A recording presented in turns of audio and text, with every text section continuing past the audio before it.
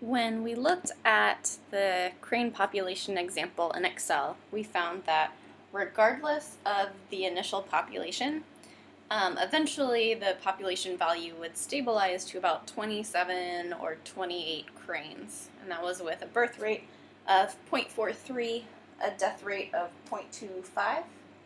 Oh, sorry, those are switched. Birth rate of 0.25, death rate of 0.43, and then a hacking number of 5, right? That was the number of chicks that we would release every time step into the population once they were old enough to have a better survival rate.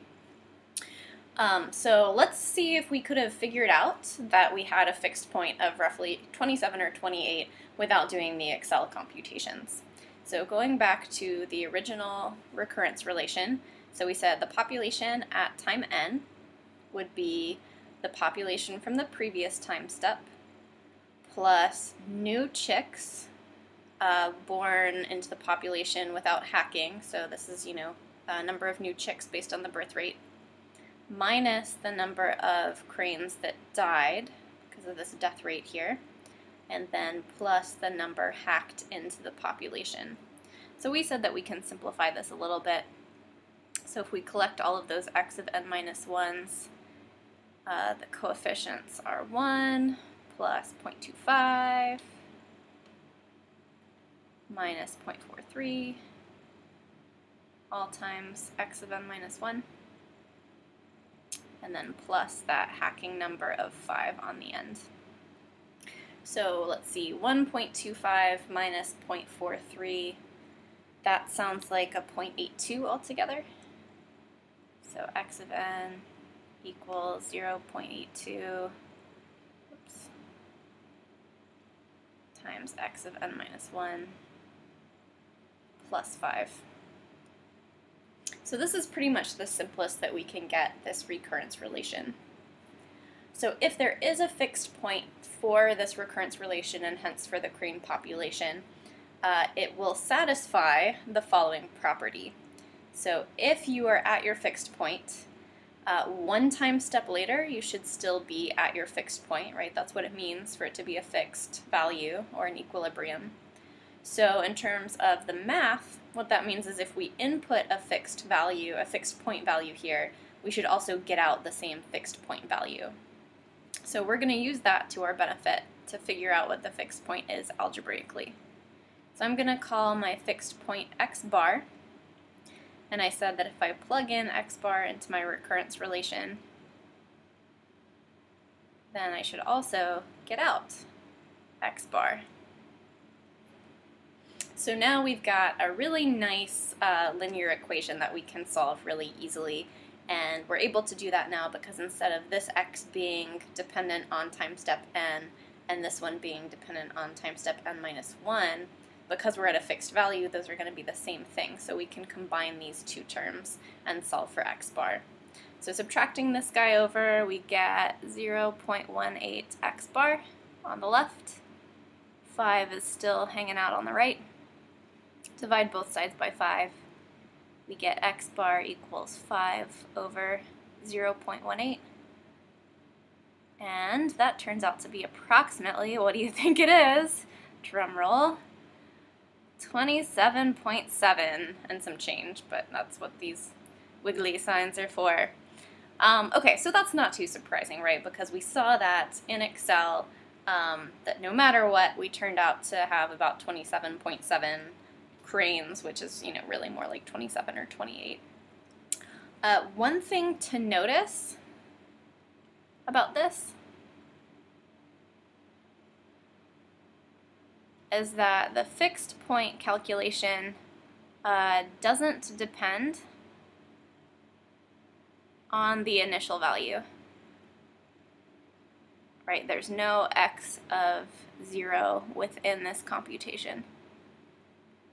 And that's good news, right? Because in Excel we saw that regardless of the initial condition, we always came out to about this number after so many time steps. So this is all making sense, everything's lining up, which is as it should be in math. It's always comforting when that happens. So let's look at a second example, and this one is given without context, so we're not necessarily talking about a population or anything here. But this time we're looking at a recurrence relation that's nonlinear, and I think this is the first such recurrence relation that we've seen.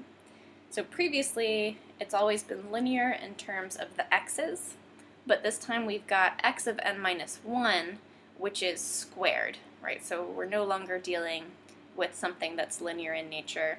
And remember that it is x, the value of x at time n minus 1 that's squared, and not n minus 1 itself. The notation there can be a little bit confusing, but just remember that this is one entire object. So again, if a fixed point exists, and if we call it x bar, when we plug x bar into the right-hand side, we should get x bar out. So let's see what happens when we do that.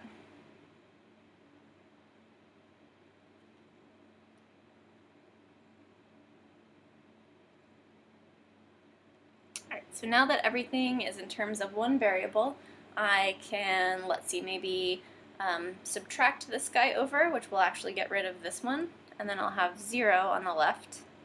And I chose to do that, you guys probably can figure this out, but just because then I'm left with a quadratic equation equal to 0, and I know that that's useful because I can either factor it or use the quadratic equation to solve for the x values that satisfy, or in this case the x bar values that satisfy the equation.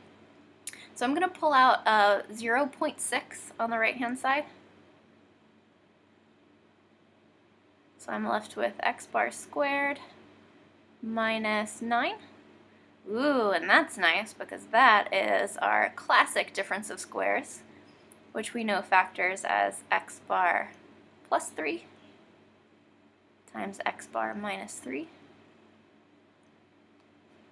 So it turns out that here we have two fixed points, right? We've got x bar as either plus or minus 3.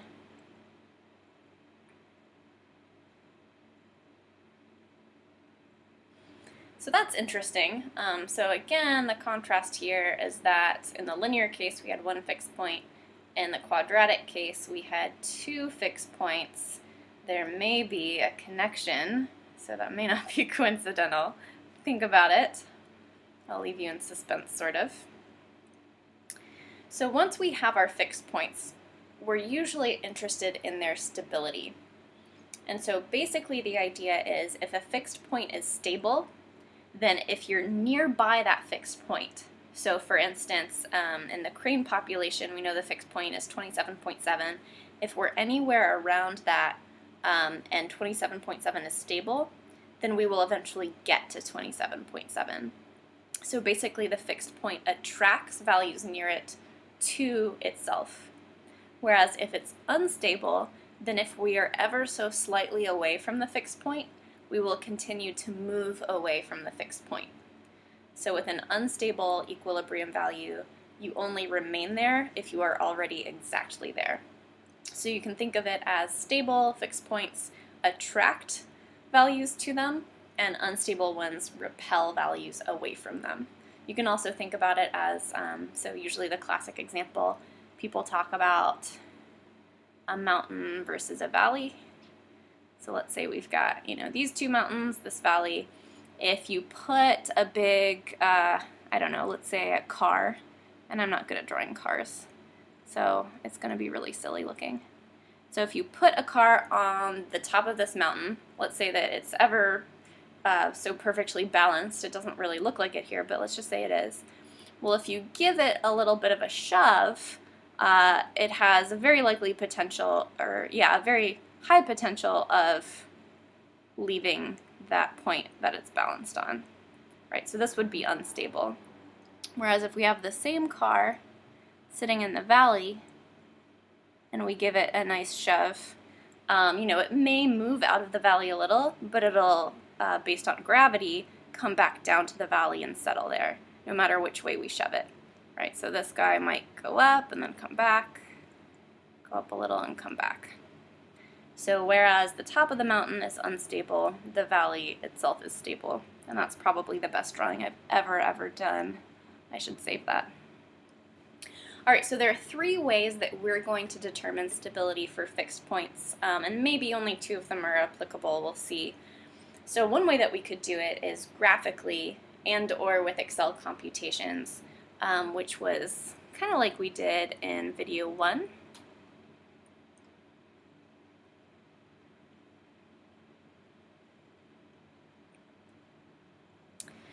So the way you want to think about this is if you remember what the graph looked like of those 3 different starting populations. You know, we said if we started at 5, it would increase towards 27.7.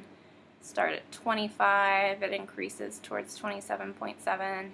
Start at 50, it decreases towards 27.7.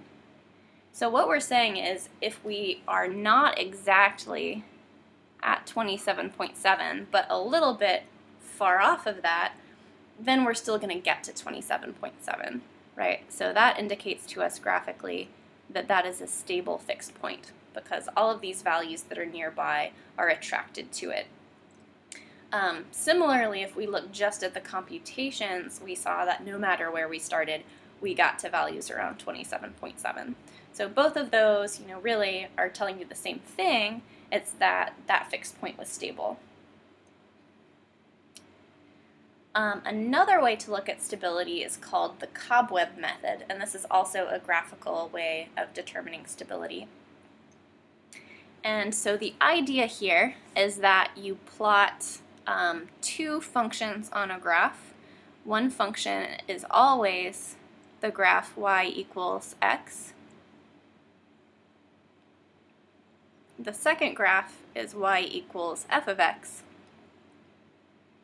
where f of x is the right-hand side of your recurrence relation. So for this first example, I'm just using that population model from the Florida cranes. And if we look at this graph here, the one that goes through the origin should just be y equals x. So that's this red graph. And so then the blue one, which is also linear, must be our y equals f of x. And wherever the 2 graphs intersect should be the fixed point. So if we look here, our intersection, it's kind of hard to see, but it's close to 30, right? And we know that that's that 27.7 and some change value that we saw before. And if you think about it, that should make sense, right? Because where these 2 graphs intersect is where they're both equal. So that's where x equals f of x, and that was exactly how we solved for the fixed point on the previous page. So what I'm going to do for the cobweb method is pick a point a little bit to the right of the fixed point, and so let's just indicate the fixed point is right about there. So maybe I would pick a value right here to test, and then I'm also going to test one to the left of the fixed point, so maybe I'll pick it right here. Okay, so starting with this right-hand value, what I'm going to do is pretend like this is my starting x value. So if I were doing this computationally, I would plug that x value into the recurrence relation, which is essentially the same thing as figuring out the value of this x value on the blue curve, right? Because f of x was the recurrence relation. So I'm just going to draw a vertical line, and it's not going to be straight, I apologize. Okay, so vertical line up to y equals f of x. Then what you're going to do, because right now you found the y value corresponding to that x value, so we're going to swap out x and y, which graphically is the same thing as drawing a horizontal line over to y equals x. And maybe that's something you have to think about, why that works, because I don't know if it's necessarily obvious, but I think if you, like I said, think about it hard enough, eventually you'll get there. But for now, all we know is that the process, or all we care about for now, is that the process for cobweb is start at your test point, draw a vertical line to f of x. It may not always be vertically up. And then from that point, go horizontally to y equals x. Again, might not always be horizontally left, but you know, horizontal in some direction. And then you just keep repeating that process. So from here, we're going to go vertically to f of x. So I'm going to go from here down to f of x, then horizontally to x, then down to f of x, horizontally to y equals x, and so on and so forth. So you can see that we're moving towards the fixed point, which indicates that at least from the right-hand side, that's a stable fixed point. If we do the same thing on the left, so we started our test point, we said we always go first vertically to y equals f of x, horizontally to y equals x, vertically to y equals f of x, horizontally to y equals x, so on and so forth. So we're staircasing again towards our fixed point. So because both sides lead us towards the fixed point, this is more evidence to the fact that it is stable. Let's look at that nonlinear example now using the cobweb method. And we have no idea whether these two fixed points are stable or unstable yet, right? Because we didn't use the graphical method or the Excel computations as in part 1 above to determine stability like we did for the crane example. So this is completely a mystery. So let's first begin with the fixed point of x equals 3. I want to pick some test value a little bit to the right, so maybe I'll start at 5. So as before, I first go up, or I go vertically to y equals f of x.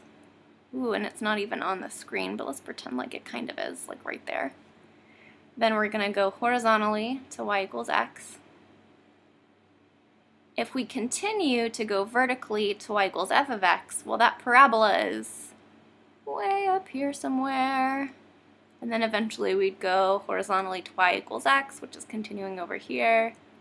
So even though you can't exactly see it, I think you all can get the sense that we are staircasing this time away from x equals 3. And how about if we look at something like, I don't know, 0 as a test point on the left? So go vertically to y equals f of x. We hit like right there. And then horizontally to y equals x, we're moving over here. Vertically to f of x. Now this is interesting. We're not staircasing again. So let's see what happens. And then horizontally to y equals f of x. Oh man, now we're almost retracing our steps from before, right? So we'll go up to f of x, over to x. And so this time we sort of spiral away and head this direction. So altogether that indicates that x equals 3 is unstable. And that's something that if you're not convinced with this crazy thing that I just did, and I could understand if you weren't, you could put this into Excel and convince yourselves that, yeah, if I start at 0, I go off towards infinity. If I start at 5, I go off towards infinity. All right, so I'm going to try to get rid of some of this stuff now that we've determined the stability of x equals 3. Actually, I shouldn't have gotten rid of the 0 thing because that can serve as our test point for x equals -3. It can serve as our test point on the right. So I guess if I just retrace that again, go vertically, horizontally, vertically, horizontally, so on and so forth. So we're going away on the right from x equals -3. And what if I start at like -7 as my test point on the left? So I go vertically to y equals f of x, which is off the screen, but I'll hit it at some point up here, go over to y equals x, which is way over there, and then I'm kind of in the case as before, where I'm stair-stepping away from x equals -3. So both from the left and the right, I'm moving away from x equals -3. So both of our fixed points in this case are unstable, which is interesting. And if you have two fixed points, it's not always the case that they're both stable or unstable. You can have one that's stable, one that's unstable. Clearly you can have two that are unstable.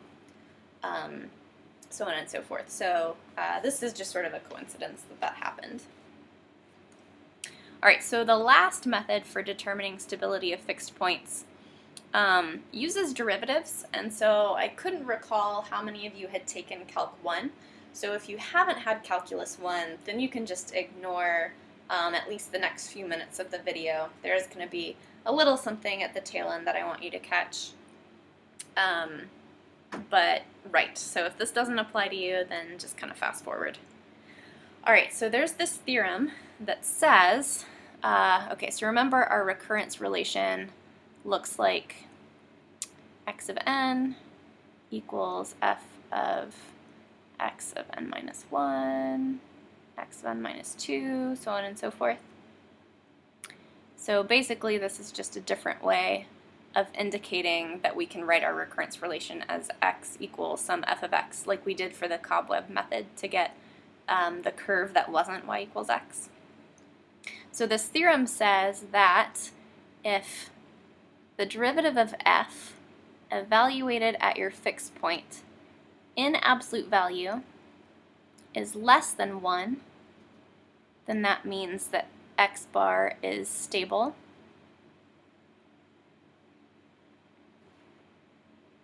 And if in absolute value f prime of x bar is greater than 1, that means that x bar is unstable. So you may be asking yourselves, what if f prime of x bar in absolute value is equal to 1? And that, my friends, depends on who you ask.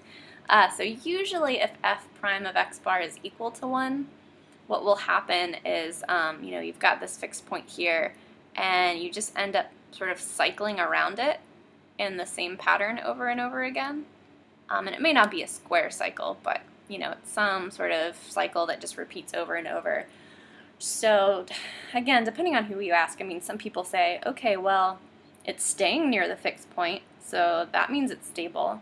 And other people say, well, it's not being attracted to the fixed point, which means it's unstable. So people don't really agree on what to call this, but for our purposes, we'll just say it's unstable. Just because we don't end up at the fixed point, right?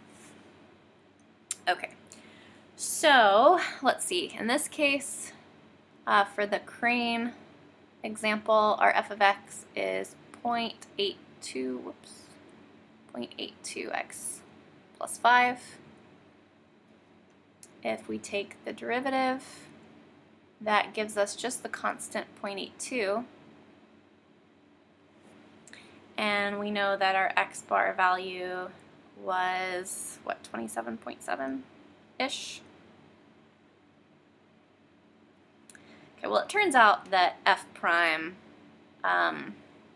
doesn't really depend on x bar, right, because it's just this constant. So in absolute value, f prime of x bar is going to be 0.82, which is less than 1.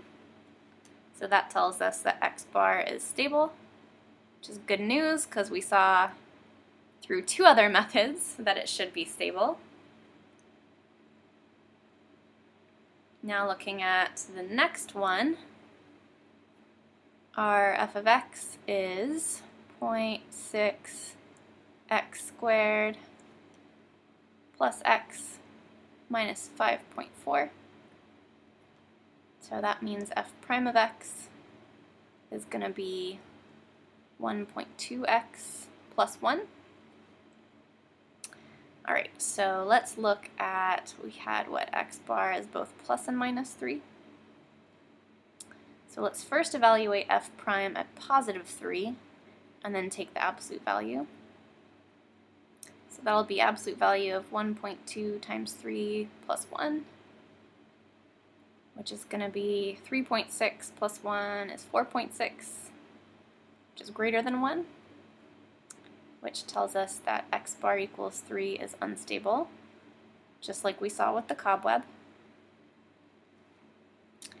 And then looking at f prime of negative 3,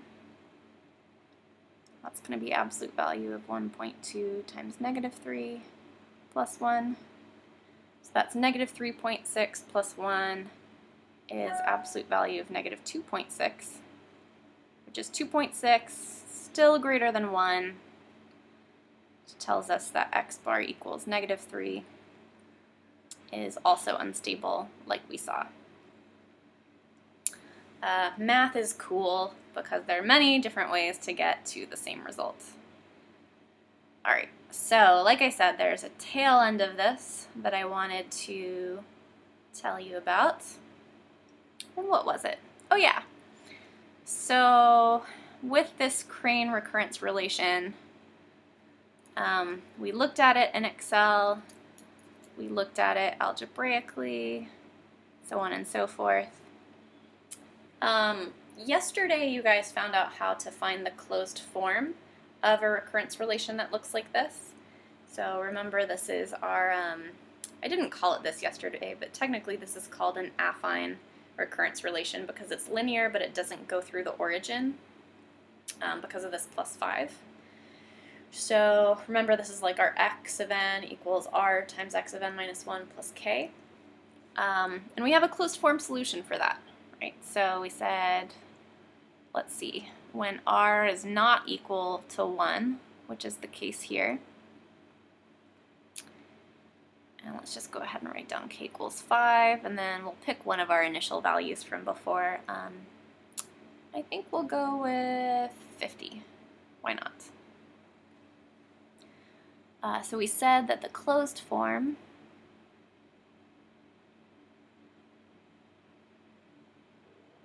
will look like x of n equals r to the n times a plus k times 1 minus r to the n all over 1 minus r. Okay, so keeping in mind that our r value is 0.82, our k value is 0.5, and our a value is 50, let's just think about what should happen as n gets really, really big. So as n gets really big, we're taking high powers of a number that's less than 1. So if you think about multiplying 1/2 a bunch of times, it starts to get really, really tiny. And that's true of any r that's less than 1. If you take it to a high power, it gets really, really small. It goes towards 0. So as n gets big, this term goes to 0, which means that a doesn't matter because the whole thing is going to go to 0. Similarly with this r to the n, as n gets big, again it's going to 0. So as n gets large,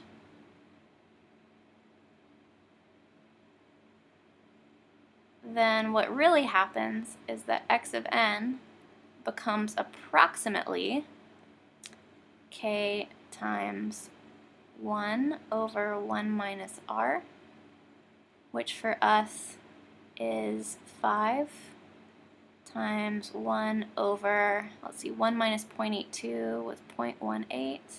What? This is exactly this thing. Cool. So yeah, as our time steps go on, we get closer and closer to that fixed point value. So that's cool to see. I wanted you to see it.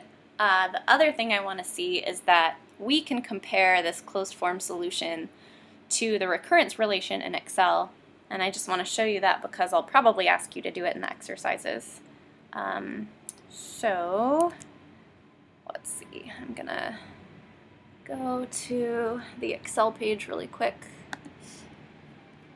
Okay, so here I've added a column for computing the population that started at 50, which was population, 2, sorry for the mislabel.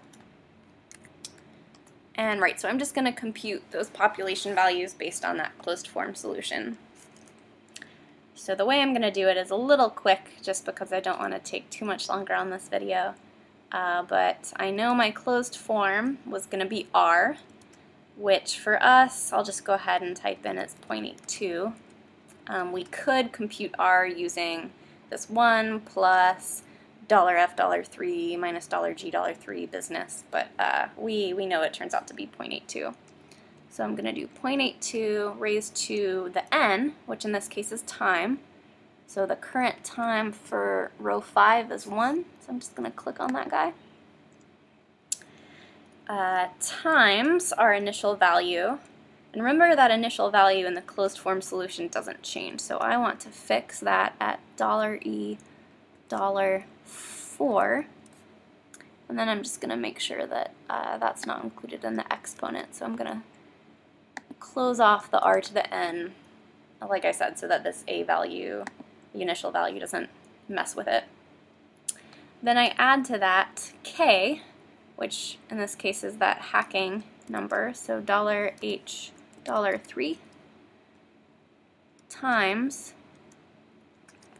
1 minus r, again, is 0.82 raised to the n, all over just 1 minus r. Okay, I think I need one more parenthesis there. Let's see if Excel's going to yell at me. No, it did it. Okay, cool. I have parenthetical issues at times. Okay, so we can see that at time step 1, population 2, and the recurrence form versus closed form, well, obviously they start at the same place, but after one time step they're the same. And then if we apply this all the way down, we can see that they're matching up perfectly. So that's a nice way to check that your closed form solution is correct, I suppose, if you're, concerned about it. But anyway, that's all that I wanted to show you this time.